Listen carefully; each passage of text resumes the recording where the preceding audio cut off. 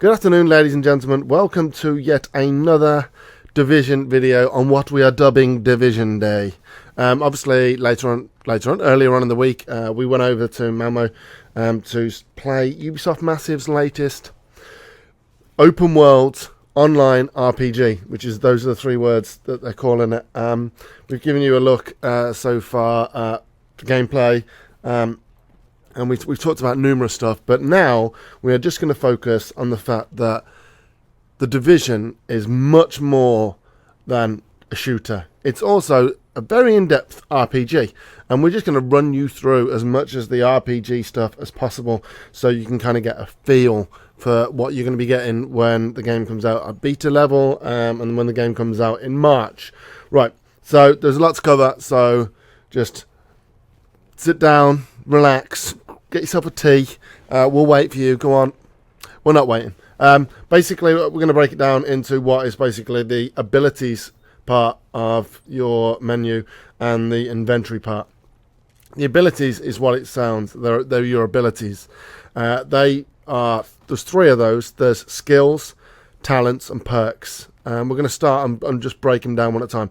Your skills are effectively your abilities in game, things like your recon pulse, mobile cover, seeker mines, sticky bombs. They're broke down into the three classes, but it's a classless game, so you can choose whichever you want from whichever class, so it doesn't matter. But you have medical, tech, and security.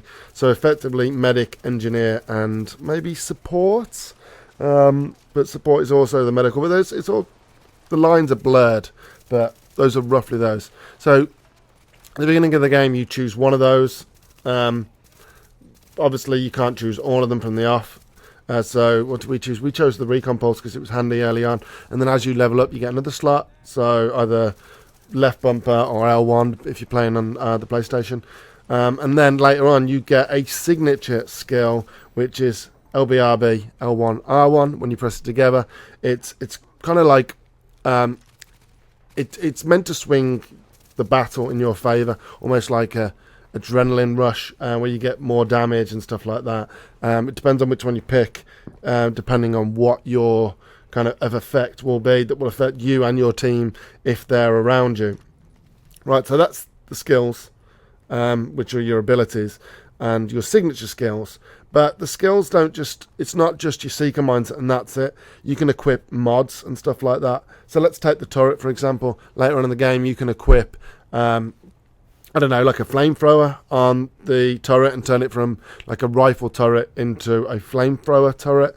And then you can do the same and turn it into a shock turret. So if you put it on the cover by you and somebody's running towards you, you can shock them rather than them kind of bum rushing you and coming around the cover to get you. So those are your abilities. That's most of the really cool gameplay of the Division. Then you have your talents, same classes and stuff like that, and you can only equip certain ones. The higher level you are, the more slots you have, obviously. These are things that, like the benefits like overheal when you're using a med kit if you're not at full health. Things like if you do successful suppressive fire, it improves your movement speed for a short period of time, like 10 seconds. There's also things like auto refill ammo when you get a kill with like one of your skills and those kind of things. So they're more also like kind of in-game short-term rewards for what you do. And then last but not least, there are the perks. And your perks are passive, and you get them from things like the base upgrades, which we'll talk about in another video. These are things like the ability to carry more medkits, increasing your own inventory slots, XP boosters. Those are the lower level ones, and as you get on, obviously, it's funkier stuff as you get on. So those are your abilities. Those are your skills, your talents, and your perks. Next up is your inventory. So in the inventory screen, this is things like weapons and your equipped gear and stuff like that. So we're going to break it down, things like that. There's three main stats in this aspect. You have your firearms, you have your stamina, and you have your electronics. These are affected by, basically, they're improved by as you level up and also based on the gear that you're wearing. Also, certain guns have perks as well. So if you meet a level requirement like 779 damage per second, like shown here, you'll get a certain perk which will make you stronger. There's loads of levels of weapons as well. So the ones you can see here are purple and they're rare. So that's the second best level. I think it's orange, which is the top one. Don't quote me on that, but that's like the legendary ones. There's so much to do in terms of like RPG stuff. There's the weapons for one. There's like 5 types of weapons. There's pistols, shotguns, SMGs, assault rifles, and marksman rifles. That's basically your sniper rifles, but they're not. They don't have to be just like one-shot reload kind of things.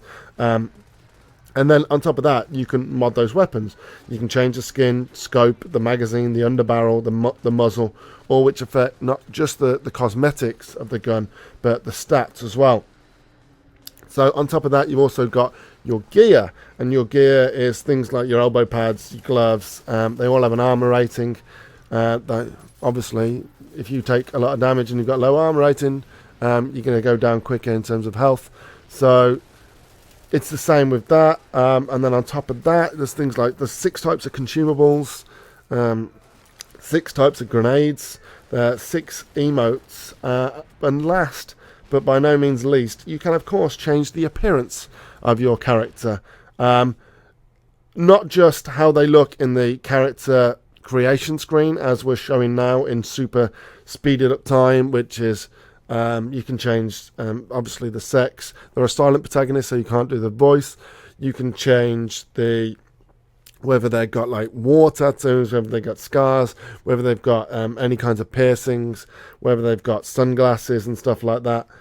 That's at the beginning of the game, but then in the game and when you're looting stuff as well, you can pick up things like hats, scarves, jackets, shoes, trousers, and all those kind of crazy stuff.